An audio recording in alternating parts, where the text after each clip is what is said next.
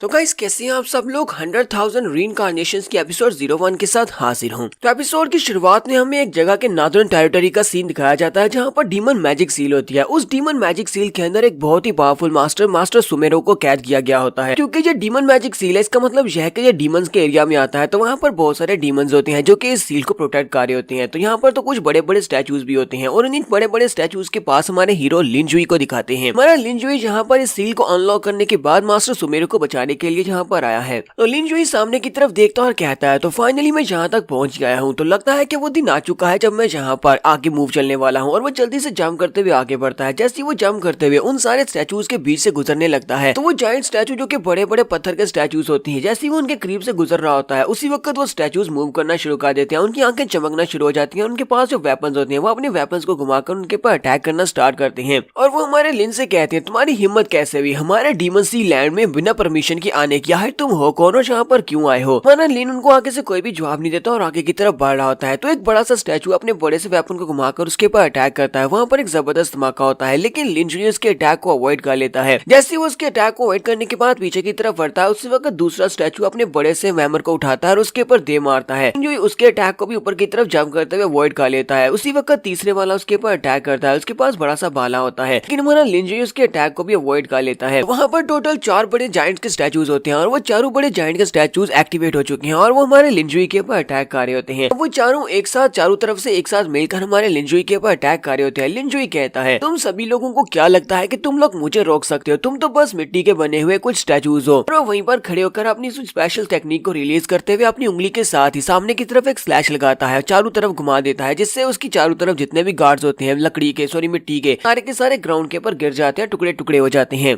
क्योंकि लिनजुई ने जहाँ पर अपनी एनर्जी को गोल चक्कर में घुमाया होता है और उसके आसपास वो चारों स्टैचूज होते हैं, तो वो चारों के चारों इसके साथ हिट होने के बाद सेंटर से कट जाते हैं, उनके टुकड़े टुकड़े हो जाते हैं और वो वहीं पर गिर जाते हैं। तो उन सभी स्टैचूज को मारने के बाद हमारा लिनजुई अब आगे की तरफ बढ़ रहा है। उस डीमन मैजिक सील की तरफ वो आगे बढ़ता है और कहता है तो लगता है कि अब यहाँ पर अगला लाइन ऑफ डिफेंस आ चुका है। ये सारे के सारे तो कैनन फोडर्स हैं, क्योंकि ये सभी लोग मरने वाले हैं। तो उसके सामने कुछ आर्मी गार्ड्स होते हैं, ये सारे कुछ स्पेशल सोल्जर्स होते हैं। उन सारे स्पेशल सोल्जर्स के साथ साथ कुछ डीमंस भी होते हैं जो कि तरह तरह के डिफरेंट काइंड्स के डीमंस होते हैं और काफी पावरफुल भी लग रहे होते हैं। उनमें से एक डीमन आगे बढ़ता है और हमारे लिन से सेम वही बात कहता है कि तुम्हारी हिम्मत कैसी हुई हमारे डीमन सी लैंड में बिना परमिशन के आने की? और वो अपने साथियों से कहता है जल्दी से जाओ, जाकर इस लड़के को पकड़ लो, अगर पकड़ सकते हो तो पकड़ो वरना इसे मार डालो। और वो सभी लोग हमारे लिनजुई को पकड़ने के लिए आगे बढ़ते हैं, जबकि हमारा लिनजुई फिर से वहाँ पर हल्का सा मुस्कुराता है और कहता है मुझे तो लगा था कि ये लोग यहाँ पर किसी पावरफुल लाइन ऑफ डिफेंस को भेजेंगे, लेकिन इन लोगों ने तो यहाँ पर रॉम वॉइड शैडोज को भेज दिया है। ये सारे होली रॉम वॉइड शैडोज, ये तो सभी लोग तो पावरफुल स्पिरिट्स हैं। असल में ये अपने मास्टर्स के शैडोज है और इनके मास्टर्स जितने पावरफुल होते हैं ये स्पिरिट शैडोज भी उतने ही पावरफुल होते हैं। यानी कि अपने मास्टर से इनकी पावर्स कुछ थोड़ी बहुत ही कम होगी। लेकिन नॉर्दर्न एरिया में ये लोग यहाँ पर इस सील को गार्ड करते हैं, तो हमारा जाओ वहीं पर पत्थर के ऊपर बैठ जाता है, जबकि वो सारे के सारे होली शैडोज उसके ऊपर अटैक करने के लिए उसके करीब पहुंच रहे होते हैं। और लिनजुई यहाँ पर हमें एक और बात बताता है। वो कहता है जहाँ पर इस डीमन सी के अंदर जो डीमन किंग्स है, तो 7 डीमन किंग्स है और उन सभी ने मेरे पर नजर रखने के लिए लगता है कि काफी बड़ी कीमत चुकाई है। लिनजुई कहता है चाहे वो कुछ भी खा ले, लेकिन यहाँ पर उनकी दाल नहीं गलने वाली, क्योंकि काम नहीं बनेगा। और वो उठता है और उन सभी के ऊपर अटैक करना स्टार्ट करता है। सिर्फ और सिर्फ एक ही एक पाम मारने से वो सारे के सारे होली शैडोज वहीं पर डिस्ट्रॉय होते जा रहे होते हैं। हमारा हीरो लिनजुई काफी ज्यादा पावरफुल होता है। वो उन सभी शैडोज के ऊपर अटैक कर रहा होता है, एक एक करके वो आगे गुजरता जाता है और जहाँ पर बैंग बैंग बैंग की आवाज आती है, यानी कि उसने आसपास जितने भी होते हैं उन सभी को मार दिया होता है। सिर्फ लास्ट के ऊपर उनका जो चीफ होता है वो बचता है। वो हमारे लिनजुई की तरफ देखकर बहुत सा घबरा रहा होता है और कहता है ऐसा कैसे हो सकता है। वक्त हमारा लिनजुई उसके ऊपर भी अटैक करते हुए आगे गुजर जाता है। वो अपनी उंगली को घुमाते हुए एनर्जी स्लैश लगाता है और उस बेचारे को भी मारकर आगे आ जाता है और हंसते हुए कहता है तो लगता है कि फाइनली मैं उस जगह के ऊपर पहुंच ही चुका हूँ। हमारा लिनजुई उस डीमन सील के सामने पहुंच जाता है। उस डीमन सील के सामने पहुंचने के बाद उसे मास्टर सुमेरो दिखाई देते हैं, जो कि वहाँ पर चेंज में जकड़े होते हैं। मास्टर सुमेरो से कहते हैं